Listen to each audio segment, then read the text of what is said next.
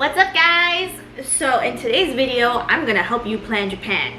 I was not gonna make a video like this, but since I went to Japan, all my friends were asking me for my itinerary, tips and all that, and I'm pretty type A, so I was like, oh, let me just make a video and help whoever out there needs help. So yeah, with that being said, I am type A, and like I will link my itinerary. I use this app called Wanderlog, not sponsored. I just found it one day and I was like, oh, this is so much better than a spreadsheet. As much as I'm crazy being type A, I just don't like using Excel for things like that, but this app is really cool and like I will show you everything you need to know with this app. You can use it on your phone, you can also use it like on the computer. I like using it on the computer to like plan stuff, and whenever I was in Japan, I would like to use my phone to see like what I had like planned during the day. So when it came to planning Japan, I obviously did the traditional Tokyo, Kyoto, Osaka route. You don't have to do that. I'm not telling you how to run your trip, but this is a nice little guide with some tips and stuff, how I maneuvered everything since I went by myself. Before I get into the itinerary, I'll talk about the airport and like the flight and all that. So the flight, I had a layover because where I live, it's like I just needed to go have a layover. So because of living in a small town, so pretty much I flew to Atlanta, and then from Atlanta to Tokyo. I flew into Haneda. It was about 14 hours. It was supposed to be 14 and 45 minutes, but the pilot shaved off 45 minutes. Anyway, so the flight wasn't that bad. I was pretty comfortable. I sat window seat. The people next to me were really nice. It was like a couple. So I felt really bad asking them to like use the bathroom, but it was fine. So I slept half of the flight and then I watched movies for the rest of the flight. I think I was like so hyped for Japan that it like did not feel long at all to me. And then customs was pretty fast. Like I got from when I landed to my hotel in 1 hour, which I think is pretty good. So when I landed in Tokyo, Haneda, I went to, you get like a free $10 Pasmo card. So there's like different transit cards, Pasmo, Suica, and some other stuff, but everyone pretty much uses Suica. And I don't believe that there is a physical card for Suica right now because I heard there was like a chip shortage, but you can totally just add it on your phone. So I'll actually do that right now really quick. So let me see. So you pretty much go to your wallet app, and then you click the plus button, and then you click transit card, and then you can search Suica, and you just click it, and then continue. I already have a Suica, but this is what, so you look at the amount. Honestly, I was in Japan for 2 weeks. I think maybe like $50. You can start with $50, so like 50,000 yen. 5,000 yen, sorry. 5,000 yen. That's about, I don't know, like $40, give or take. It really depends on like the conversion whenever you're watching this.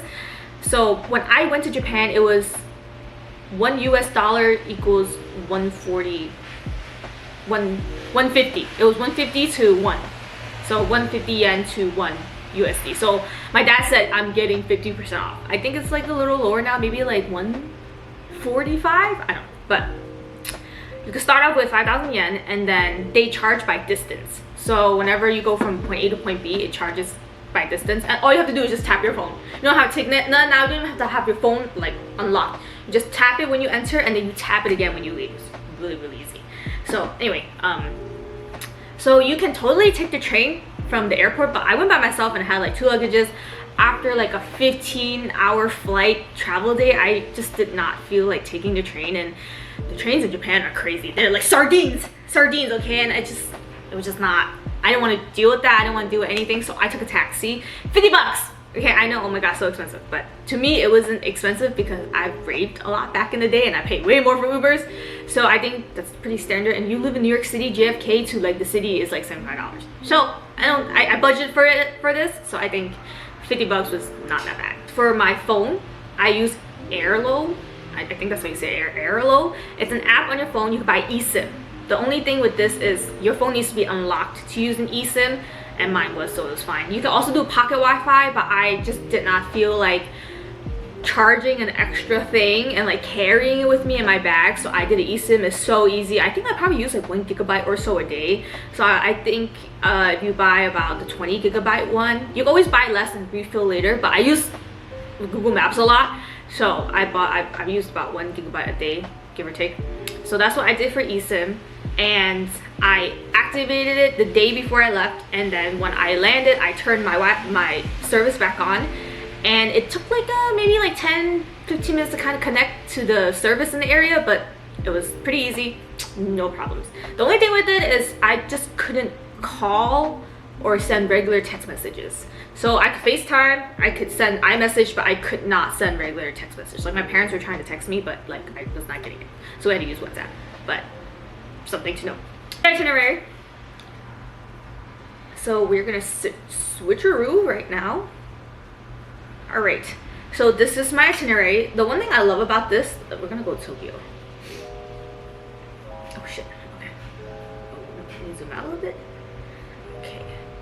So I stayed in a hotel, and so this is pretty much all the areas, the popular areas. This is like Shibuya, this is Shinjuku, and then this is like the middle of Tokyo, and then there's like Akihabara, which is like the anime area, and then like Asakusa. So I stayed right here. I stayed in Ginza because I felt like it was in the middle of everything. So like if I wanted to go up here, 30 minutes. If I wanted to go Shibuya, 30 minutes. If you stayed in Shibuya, you had to go up about an hour. So I thought Ginza was like a nice kind of like in between. It was like pretty quiet too. So you can stay at Airbnb, but it's like pretty expensive if you're going by yourself. So I highly recommend like a hotel just because you're solo. It's safer. Japan is pretty safe, but you never know. So there's that, and then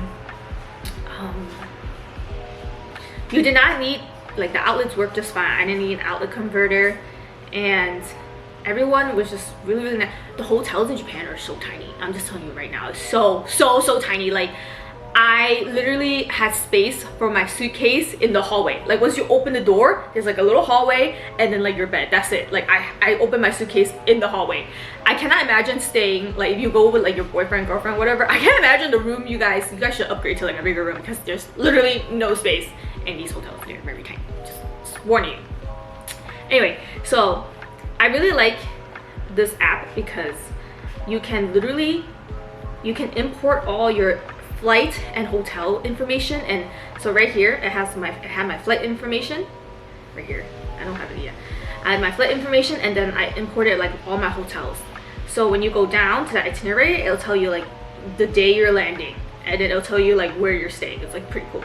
So then you can you can add stuff. Let's say I want to go to like the Pokemon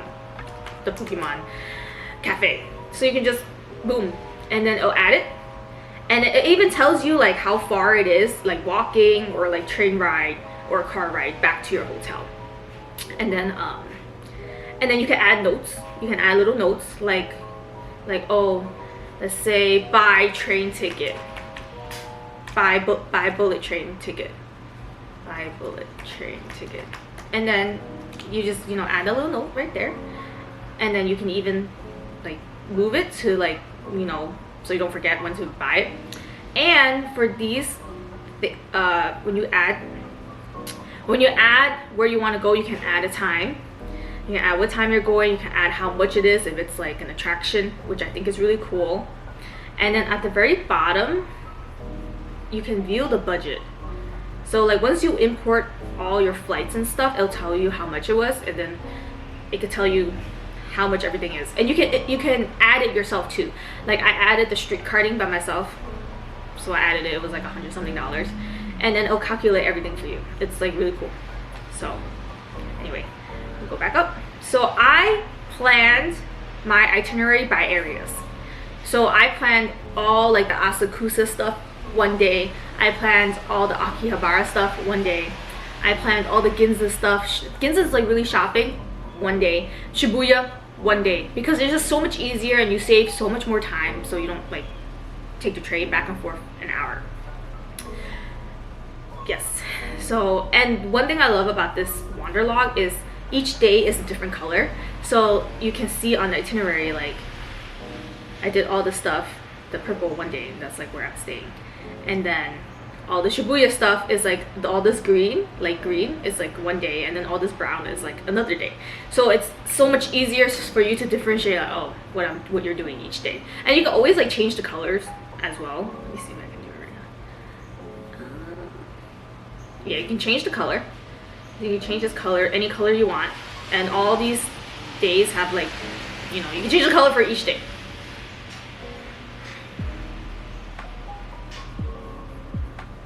So I want to say I pretty much was able to hit 95% of this itinerary, which is really, really crazy to me, because when I was planning this, there's so much to see, but you have to accept that maybe you won't be able to see everything.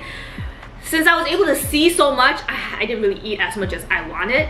I also didn't realize until I was planning that things in Japan open late, okay? They open 10 to 11. You know, from the States, everything opens at like 7 to 8, so you're so used to getting breakfast. So I had to really plan around when things opened. So what I pretty much did was, in the morning you could always get hotel breakfast, but for me I went to, you know, 7-Eleven, Family Mart, Lawson to get like convenience store food because it's so good. So I was also super jet lagged when I first got there, so I was jet lagged for probably like 3-4 days. So I would wake up at like 5:30, 6. The latest I slept, it was probably like 7. And so I pretty much just got ready, went to the convenience store, got food, and then I just walked around. I pretty much just walked around or like visited temples and stuff until things opened up.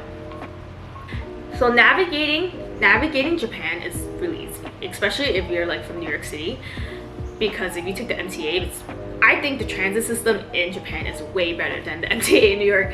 So pretty much, let's say you want to go from point A to point B, right? Tokyo. You want to go to Pokemon Cafe, Pokemon Center, Shibuya, right? So you press the train option, and it will tell you this is pretty much, I think this is the bus, but we'll do the train. So it literally tells you every station, every line in Japan has like a different color. So it will literally tell you to walk, and you get on this line, the Yamanote line, and it will tell you what platform to stand on. And it will even tell you the closest platform, like the cart to stand in. So when you leave, you can leave to the closest exit to where you need to go. And then, you know, it'll tell you where to get off and then where to transfer. It's so easy. It'll tell you like 5 minutes, 3 stops, and what platform for you to get on. Super easy. Had no problem navigating Japan at all. I still got lost though, because it's still really confusing. As easy as it is, the stations are huge. Tokyo station is so big. Kyoto station is so big. I got lost in these stations and I'm just like, where am I going? But it's all part of the experience, right? So so I did Tokyo for 5, about 4.5 days, and then I took the bullet train from Tokyo to Kyoto. You can buy the bullet train tickets online, but I actually bought it in the train station in Tokyo Station maybe 2 days before I left. Apparently, if you sit on the right going to Kyoto, you can see Mount Fuji, and then when you come back, you can sit on the left. I did not see Mount Fuji at all because it was so cloudy. Mount Fuji is actually pretty shy, and you can see Mount Fuji best December to like February, like during the winter time. But I didn't get lucky. I didn't see it when I was landing. I didn't see it on the bullet train. I did not see it at all. Maybe you get lucky, but I digress. So Japan is very societal. Is that the right word? But they obey. Like they're very like, they follow the rules. So when you go to a different country, obviously you should be respectful and like adhere to their rules, unspoken rules. So when you wait for the train, there's a line. There's a line. When you wait for the train, you stand in line, wait for people to get off, then you get on. When you leave, when you go up the elevators, when you go up the escalator, up the stairs, you go on the right. Left is empty for people to walk up. Okay, I feel like it's standard, but I live in New York, or like this, whenever there's an escalator, people don't really do that. They stand and we just go around. As much as I love Japan and I watched so much anime, I still had like a pretty big culture shock when I got there. It was actually a little bit overwhelming, because it's just like, even when you walk on the street, it's like you walk on a certain side and stuff. So I was like just adjusting. And of course, when you take the bullet train, please get there early, because I almost got lost and I almost missed my train.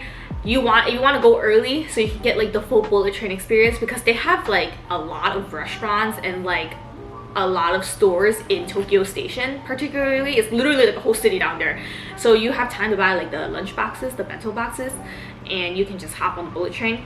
I didn't get to do that when I was going to Kyoto because I was late. It was a long story, but Anyway, so definitely give yourself ample time to get to the station, to find the tracks as well. There's just so many trains, different kinds of lines, so you want to definitely give yourself room for error. Okay, I think that's very important here. No matter how meticulous you are, no matter how much you plan, unless you have someone literally there guiding you, it's very hard to have everything go as planned. So always leave room for error. I know the type A in me like was like but you know, that's just how life is. Okay, packing. I packed very light because I don't know what kind of intentions you have for this trip, but a lot of people shop in Japan.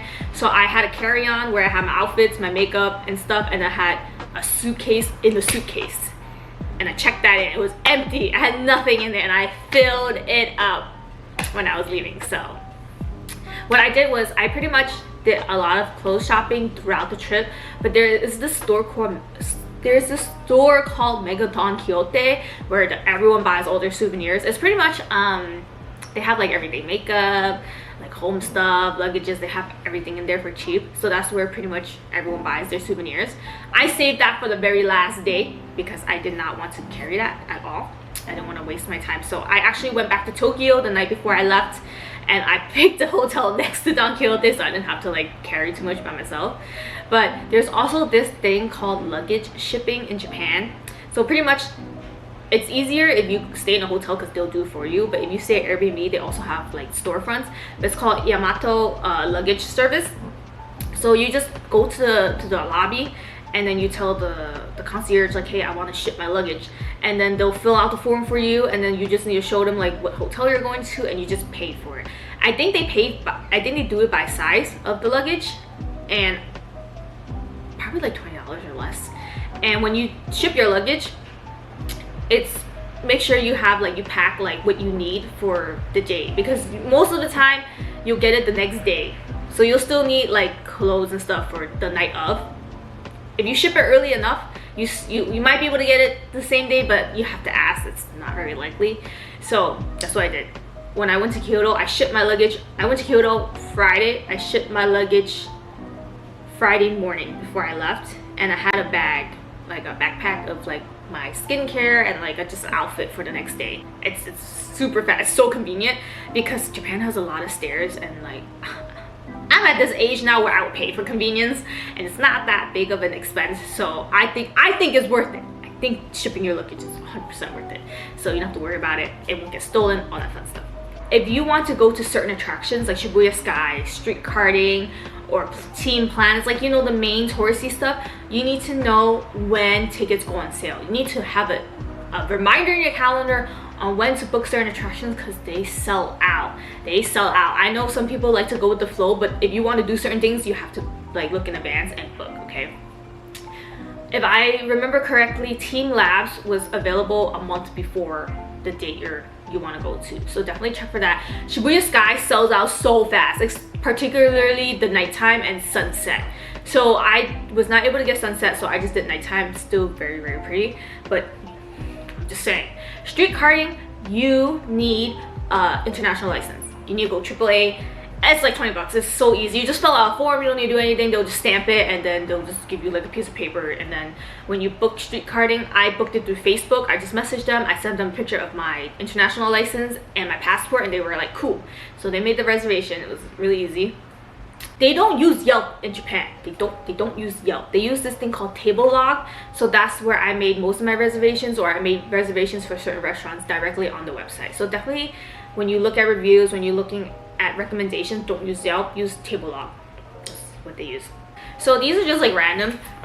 I use the coin purse. Everybody uses a coin purse. This is really cute because it fits all your coins. You can just throw it in there. You're not gonna need a wallet. I used this my entire trip. I just threw all my coins and my cards in here. Very handy. And then this is a Goshuin book. A Goshuin is a temple stamp. So when you go to temples, you pay. Sorry, yeah, you have to pay. I have like so much stuff in here. Anyway, so you go to the temple, and then they have these stamps that they'll like draw on your book. Let me, this one. So look at how pretty this is. You see that? So they have stamps like this at different temples, and it usually says the name of the temples. Like look at this one. This one's pretty sick. Sometimes they already have a paper. They already have it ready because it's like really busy. But most of the time they draw it in for you. So it's really, really, really cool. Right? And they also have train stamps. I didn't get to do that because I didn't have a notebook. So train stamps are a little different. You cannot use the same book.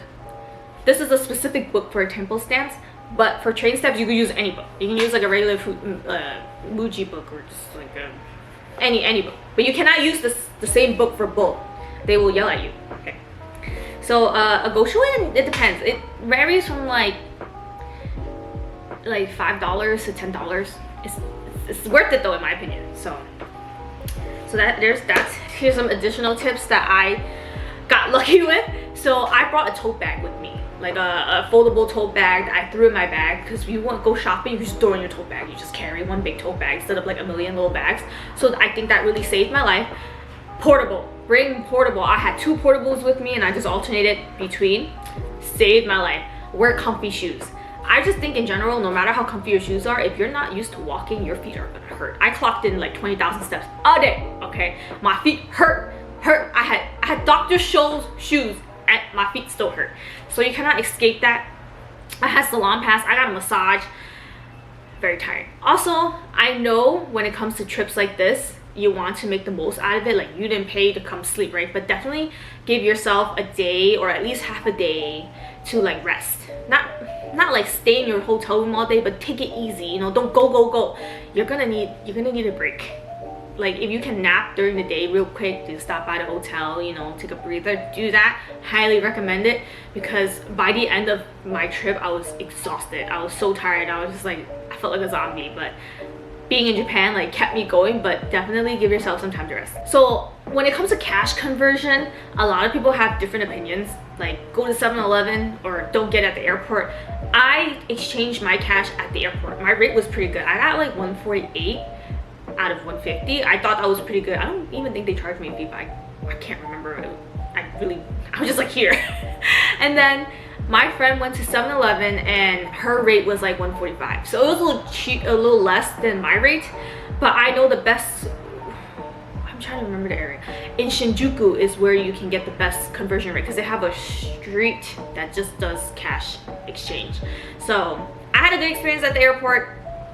My friend got less at 7-Eleven, so take that as you will. Do your research. When you go shopping or anywhere in Japan, bring your passport with you. So most places like you do tax refund at the airport when you're leaving, but Japan, they do it for you on the spot. So they always have a separate line for tax refund, so they won't charge you tax. You just give them your passport and they'll just convert it for you right then and there. Amazing. These are some things I wish I didn't do.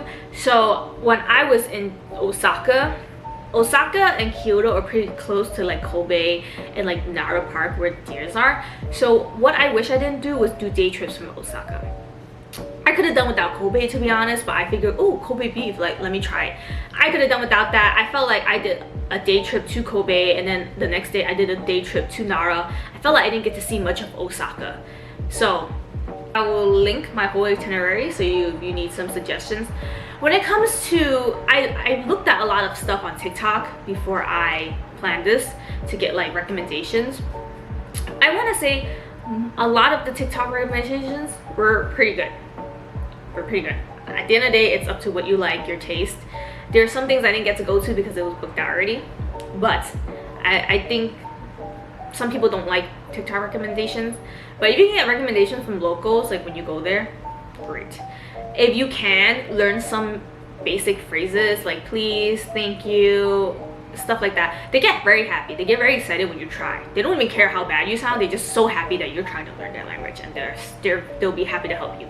Another thing I would have done differently if I went is, it really depends how you're planning this. So if you're going with people, right, definitely have like a conversation with the people you're going with before you go on this trip. Like everyone is like has different travel styles. Some people like to wake up later, some people like to wake up early, some people like to go with the flow, some people was like I need to do this and this. I'm a type A and I met up with my friend there and he's very laid back and we just had very different travel styles and we kind of clashed at some point.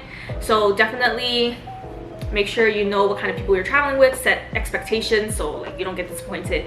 Maybe if like the people you're going with don't want to do everything you're doing, you guys can separate. You know, it's your trip as much as it's their trip, so you know, make some compromises. Make sure you just set everything before you go, so like if anything happens, you don't get mad at each other, okay? Just saying. But I hope this helped. I really wish, I'm like trying to think if there's anything more, but oh, if the language barrier is not that bad, Google Translate is your best friend. Literally all you have to do is just type in what you need, show them, and then they'll answer. They'll be like, oh, over there, oh, over there. Like even if you don't know what they're saying, they'll point and stuff, so it's fine. The language barrier was not really a problem, but definitely I do recommend learning some phrases just to like, you know, get around. They like get so excited just when you try to learn their language. So yeah, I think that's it. I like wrote everything down, trying to see if I missed anything. I think that's it. I didn't get to go to any theme parks when I was there because that's like a whole day affair. If I were to go to Japan again, I would definitely hit the theme parks because I have more time. I really want to go to Studio Ghibli, but the tickets were sold out. I couldn't even go if I wanted to, so I think that's it. I'm trying to think if there's anything else. Oh, just have fun. Just at the end of the day, this is a nice vacation. Just have fun. I hope this helped, and I'm gonna link my itinerary in my description, and then I will also write down the names of the restaurants that I really liked, that I went again or would go again. My favorite was GYUKATSU. Oh my god, it's so good. It's like this little like they give you meat and you cook it on a little like hot plate. Oh, so good. And then there's ramen. Oh, so much ramen, so good. So a lot of people think ICHIRAN is really hype, but I love ICHIRAN. I drank the soup and I was like, I will put a clip of me trying the broth, but I will definitely put my favorites in the description, so if you want to go check it out or you just want to look at my itinerary, if you have any questions, please comment and I will help you out. So I hope you guys have a good trip. I'll see you guys next time.